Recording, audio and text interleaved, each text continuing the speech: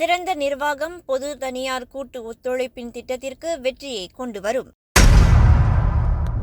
ரசாயன துர்நாற்றம் அருகில் உள்ள பள்ளிகளின் நிலைமை கண்காணிக்கப்பட்டு வருகிறது. மக்கோத்தா சட்டமன்ற தொகுதிக்கான இடைத்தேர்தல் அடுத்த பொது தேர்தலுக்கு தயாராகும் நிலையாகும்.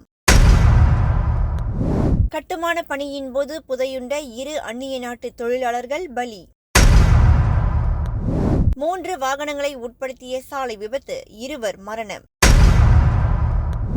ஒரு நாட்டின் சிறந்த நிர்வாகம் என்பது பொது தனியார் கூட்டு ஒத்துழைப்பின் திட்டத்திற்கு வெற்றியை கொண்டு வரும் என்று பிரதமர் டத்தோஸ்ரீ அன்வார் இப்ராஹிம் கூறினார். 2030ஆம் ஆண்டுக்கான பொது தனியார் கூட்டு ஒத்துழைப்பு திட்டம் வெற்றி கண்டால் பல நிறுவனங்களின் செயல்திறன் திட்டத்திற்கு வலு சேர்க்கும். பிகாஸ் 2030ஆம் ஆண்டு திட்டமானது ஒவ்வொரு குடும்பத்தின் வாழ்வாதாரத்தை முன்னிறுத்தி அதன் இலக்கு இருக்க வேண்டும் என்று நிதியமைச்சருமான அவர் கூறினார். பிரதமர் துறையின் கீழ் கொண்டு வரும்போது பொது தனியார் கூட்டு ஒத்துழைப்பு திட்டமானது அரசாங்க திட்டங்களுக்கு விரைவான முறையில் இணக்கம் பெறப்படும் என்று அவர் கூறினார். 2030ஆம் ஆண்டுக்குள் 9 லட்ச வேலைவாய்ப்புகள், 78 பில்லியன் ரிங்கிட் முதலீட்டில் இந்த திட்டம் மேற்கொள்ளப்பட உள்ளது. ஜோஹர் பாரு நகரில் ரசாயன கழிவு ஆற்றில் கொட்டப்பட்ட நிலையில் அதிலிருந்து வெளியாகியிருக்கும் துர்நாற்றம் குறித்து அருகிலுள்ள பள்ளிகளின் நிலைமை தொடர்ந்து கண்காணிக்கப்பட்டு வருவதாக கல்வி அமைச்சர் ஃபட்டினா சிடேக் கூறினார். பாதுகாப்பு நலன் கருதி பாதிக்கப்பட்ட பள்ளிக்கூடங்கள் மூடப்பட வேண்டுமா இல்லையா என்பது குறித்து மலேசிய சுகாதார அமைச்சின் பரிந்துரைகளும் ஆலோசனைகளும் அமைச்சு பெறும் என்று அவர் கூறினார். இந்நிலையில் சுற்றுச்சூழல் தூய்மைக்கேடு தொடர்பான விவகாரங்களை கையாள மலேசிய கல்வி அமைச்சின் செயல்பாட்டு தர விதிமுறைகளை பள்ளி நிர்வாகத்தினர் முறையாக பின்பற்ற வேண்டும் என்று அவர் கேட்டுக்கொண்டார். ஆற்றங்கரையின் அருகில் உள்ள பள்ளிகளின் நிலைமை தொடர்ந்து கண்காணிக்கப்பட்டு வருவதாக அவர் குறிப்பிட்டார். முன்னதாக இந்த ரசாயன துர்நாற்றம் காரணமாக 8 மாத குழந்தை ஒன்று உயிரிழந்தது அவ்வட்டாரத்தில் பெரும் அதிர்ச்சியை ஏற்படுத்தியது.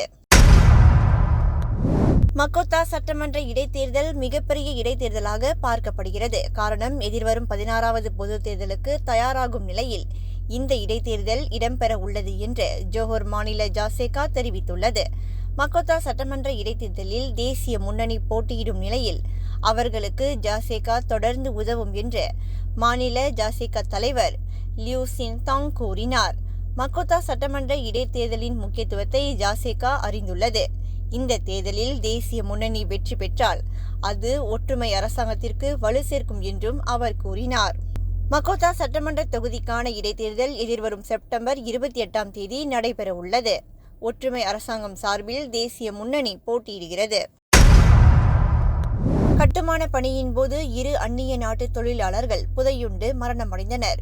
இந்த சம்பவம் இன்று ஷாலாம் செக்ஷன் 15இல் உள்ள கட்டுமான பகுதியில் நிகழ்ந்தது.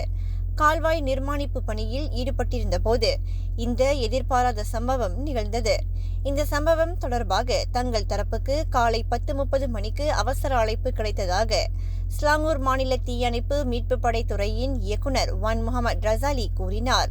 உயிரிழந்த 2 மீட்பு படையினர் காலை 11:12 மணிக்கும் காலை 11:35 மணிக்கும் மீட்டனர். பலியான 2 வங்கதேசத்தை சேர்ந்தவர்கள் என சக தொழிலாளர்கள் தெரிவித்தனர். 3 வாகனங்களை உட்படுத்திய சாலை விபத்தில் 2 பலியாகினர். இன்று அதிகாலை பஹாங் ஜங்காவில் ஏற்பட்ட சாலை விபத்தில் 3 வாகனங்கள் விபத்துக்குள்ளானது. அதில் 5 காயமடைந்த நிலையில் 2 பலியாகினர். இந்த சாலை விபத்து தொடர்பாக தங்கள் தரப்புக்கு காலை 7 மணிக்கு அவசர அழைப்பு கிடைத்ததாக ஜங்கா தீயணைப்பு மீட்பு படை தெரிவித்தது. சாலை விபத்து ஏற்பட்டதை அடுத்து பாதிக்கப்பட்டவர்களை வெளியே கொண்டு வரும் நடவடிக்கை மேற்கொள்ளப்பட்டது. பாதிக்கப்பட்டவர்கள் மருத்துவமனைக்கு கொண்டு செல்லப்பட்ட நிலையில் பலியான 2 அடுத்த கட்ட நடவடிக்கைக்காக சுகாதார அமைச்சின் அதிகாரிகளிடம் ஒப்படைக்கப்பட்டது.